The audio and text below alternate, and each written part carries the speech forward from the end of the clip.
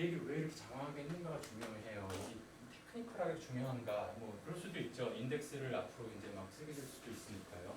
근데 제가 진짜 이 얘기를 하고 싶었던 이유는 왜 물리에서 제가 이제 처음에 물리 고등학교 1학년 때 물리 선생님이 젊으신 여성 선생님이셨어요. 근데 선생님이 굉장히 뭐라 그럴까 교과서에 있는 것뿐만 아니라 좀 개념적인 걸 많이 얘기해 주셨던 것 같아요. 근데 개인적으로 저도 물리 좋아한다 이러고 막 얘기를 하다 보니까 선생님이 그런 말씀하시더라고요. 그때 폴 휴이트의 수학 없는 물리를 빌려주시면서 본인이 그 저기 꿈이 물리학자였는데 가정 상황이 조금 뭐가 문제가 생겨가지고 교사를 하게 됐다는 이제 항상 그 꿈이 이런 얘기를 좀 하시더라고요. 근데 그분이 이렇게 몇 가지 질문들을 좀 던지시는데 그 벡터, 그러니까 벡터가 뭐냐 뭐 이런 질문을 던지시는데 그때 이제 저는 하이타브 공부했거든요. 물리량에는 벡터와 스칼라가 있다. 그냥 그거가 끝이었어요. 받아들일만 했어요. 왜냐면 온도 같은 거는 방향성이 없으니까 스칼라라고 하고 방향을 지시해야만 하는 힘 같은 게 진짜 있지 않은가. 그래서 그것을 벡터라고 하죠. 그 이후로 나오는 모든 물리의 시계는 벡터 아니면 스칼라로 쓰였어요. 근데 이제 고등학교 졸업하고 나서 대학에 들어와서 또 사실 그 정의가 그렇게 달라지진 않았는데 한 가지 어려움이 있었던 게 그 미적분을 배운 벡터 스페이스가 나왔다는 거죠. 그래서 이 벡터? 하고는 이제 보니까 뭐 한 8개, 9개의 액시옴을 만족하는 어떤 집합 해가지고 제가 생각하는 화살표가 아닌 거예요. 그래가지고 이게 뭔가 이제 용어에 대한 생각도 없었고 단순히 어색한 겁니다. 그래서 뭔가 수업에서 해볼까? 수업에서 필드도 있어요 심지어. 그래가지고 도대체 온 필드 이건 뭘까? 그래서 당시에 제가 정리한 거는 수학에서의 벡터는 수학에서의 벡터, 물리에서는 물리에서의 벡터 이렇게 이해를 했었던 기억이 나요. 그러고 나서 대학교 2학년이 돼가지고 역학을 배우는데 또 벡터가 나와요. 근데 그때 벡터의 참된 의미를 이제 저로서는 이해한 것 같아요. 왜 물리에서 벡터를 쓰는가? 우리가 이제 벡터를 화살표로 그리는 거는 역사적으로 봐도 이건 굉장히 어색한 일이었다라고 하더라고요. 제가 기억하기로 메비우스 이거 누가 처음에 창시했는지 기억하시나요?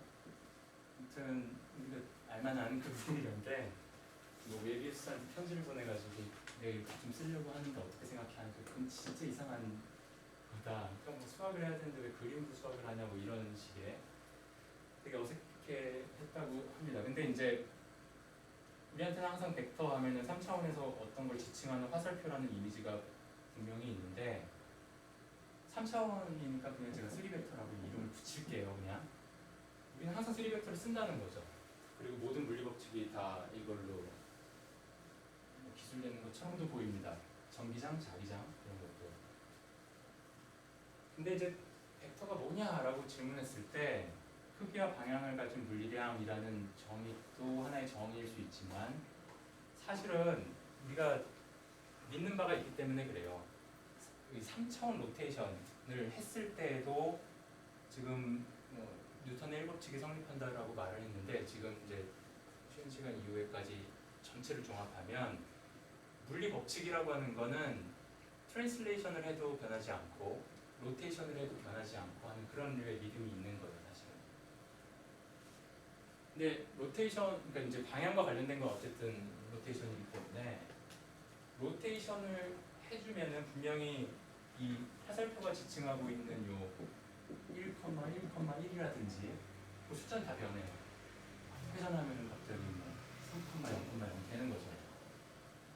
근데 이 벡터의 길이 자체는 변하지 않는 거예요. 그리고 기하학적 대상으로서 벡터, 그러니까 벡터를 우리가 이렇게 쓰면 Vx, x축의 단위 벡터, Vy, J, G, K라고 하는 이 성분은 다 이제 좌표 변환, 제가 로테이션을 해주면 다 바뀔 수가 있는 건데 로테이션을 해주면 얘네도 바뀌어요. 단위 벡터도. 근데 뭐가 안 바뀌냐면 얘가 안 바뀌어요. 그게 그냥 정의예요. 벡터의 정의. 제가 여기서 더 깊게는 설명 안 하는데 이게 이제 대학교 2학년 때 일반 역학 시간에 새롭게 제가 알게 된 벡터의 정의죠. 벡터는 변하지 않는 걸 벡터라고 하는구나. 그래서 아주 퓨어한 지오메트릭 기하학적 오브젝트라고 이제 인식을 하기 시작했어요. 그게 그 의미는 좌표에 인디펜던트하다는 느낌이에요. 그래서 성분들 이건 이제 여러분들이 집에서 연습 문제 삼아서 정말 해보시기를 바랍니다. 벡터 하나 그려놓고요. 2차원에서 이해하면 3차원 그냥 자연스럽게 이해하는 거예요. 좌표 변환을 정말 이렇게 해보세요. 세타만큼 변환하는 저 매트리스 가지고. 그랬을 때 이 벡터의 성분 변할 것이고 얘가 어떻게 변하는지를 한번 추적을 해보세요. 뭐 코사인 사인으로 변하겠죠. 그러면 얘네들이 곱해진 방식이 이제 구현하게 되는데 이거 거의 똑같아요. 그래서 연습상에서 그렇다면 벡터는 좌표 변환에 의존하는 개념이 어떤 거예요? 그래서 우리가 3차원 벡터, 3벡터라고 하는 게 뭐냐면 3차원 로테이션, 바로 여기서 SO2 해석하면 요 R 로테이션에 대해서 인베리언트한 퀀티티를 3벡터라고 하는 거예요. 제가 3차원으로 굳이 썼으니까 제가 SO3라고 할게요. 3차원 로테이션 그래서 인베리언트한 어떤 수학적 대상 퀀티티 대략 쓰는 겁니다.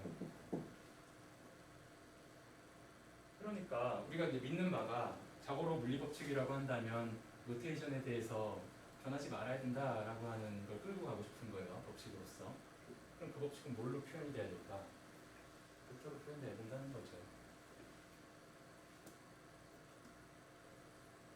그래서 물리법칙을 벡터로 표현하려고 하는 거예요. 근데 나중에 이제 스토리가 이제 이어지는 게 이렇게 이어지는 거예요. 우리가 당연히 믿고 있었던 이 로테이션에 대해서 물리법칙이 바뀌지 말아야 된다라는 게 이제 막 흔들리는 거예요. 로테이션 해도 물리법칙이 막 바뀌는 걸 여러분들이 보게 될 거고. 그래서 진짜 시메트리는 저 로테이션 같은 게 진짜 시메트리가 아니었구나. 다른 걸 찾게 돼요. 그게 이제 로렌츠 트랜스포메이션 관련된 거예요. 공간만 따로 놀지 않는다는 걸 알게 되거든요. 그래서 저 로테이션을 그러니까 여러분들이 그 이제 연결고리 관계를 좀 아시면 좋을 것 같아요. 만약에 내가 이걸 부정하게 되면 어느 순간 여기까지 영향이 있겠구나. 우리가 늘 사용했던 벡터 사용 못하겠구나. 그래서 사실 그게 포격트로 가는 거예요. 그 로렌츠 변환의 인베리언트한 퀀티티를 새로 찾아야 되는 이제 나중에 설명을 드릴 겁니다. 여기 왜 구구절절 이렇게 했는지 조금 설명이 됐으면 되는데 일단 질문 있으세요? 이건 좀 진짜 너무 짧게 설명한 것 같아요. 저 회전할 때도 저희가 물리법칙 변할 수 있다고 하시는데 이게 회전을 한 3회에서 배정호 씨가 회전 다 시켜놓는 거기도 물리법칙이 변할 수 있다는 예, 그러니까 지금 우리가 이제 고전력과 이제 저기를 점검을 할 거예요. 중력 법칙이나 이런 우리 믿고 있는 거는 내가 만약에 봤을 때 그 만유인력 법칙 R제곱분의 GMM 이 성립했다. 그러면 나에 대해서 세타만큼 회전한 사람이 법칙을 써도 변하지 않아요. 중력 법칙. 근데 이제 상상하는 거예요. 만약에 우리가 실험에서 다 믿고 있는 몸 법칙이 있는데 회전한 사람이 봤을 때 법칙이 달라진다면 우리의 선택은 그 법칙이 믿고 있었는데 법칙이 틀렸거나 아니면 그건 진짜 맞는 건데 실험적으로 이 회전 변환에 대해서 불변인 게 아니라 또 다른 변환에 대해서 불변이겠구나. 선택이 있는 거예요. 여기죠.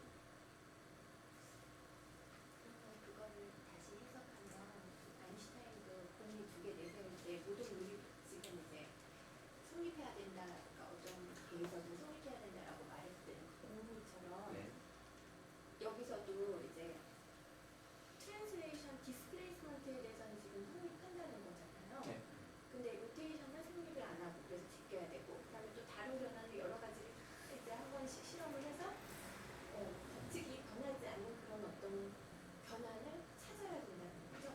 네, 그런 흐름이에요. 네, 근데 제가 조금 앞서 나간 것 같아요. 이제 이런 것들은 조금 이제 상상만 한 거고요.